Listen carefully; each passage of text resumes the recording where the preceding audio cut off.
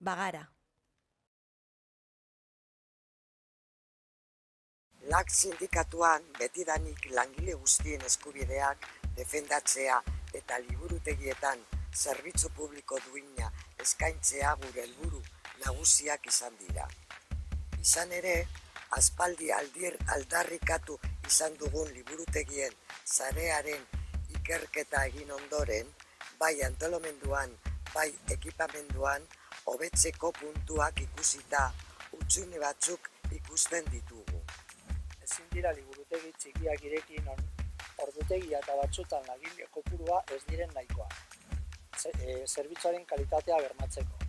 Horretarako behar guztiak bermatzeko plangintza trinko bat egon behar da eta liburutegi bakoitzak eman behar duen zerbitzuaren arabera beharrezko baliabideak izan beharko ditu langile zein material alorrean. Bestaldetik, argi ikusten dugu hau dena lortzeko liburutegi zerbitzua udal langileekin eskaini behar dela.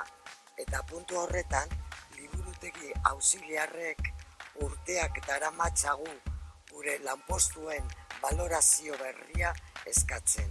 LAG izan da babestu gaitun sindikatu bakarra. Badago guretzat funtsezkoa den arazoa, zerbitzuen privatizazioa.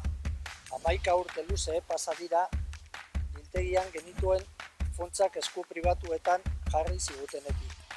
2 urtero handitzen doana. Zerbitzua etengabez garestituz.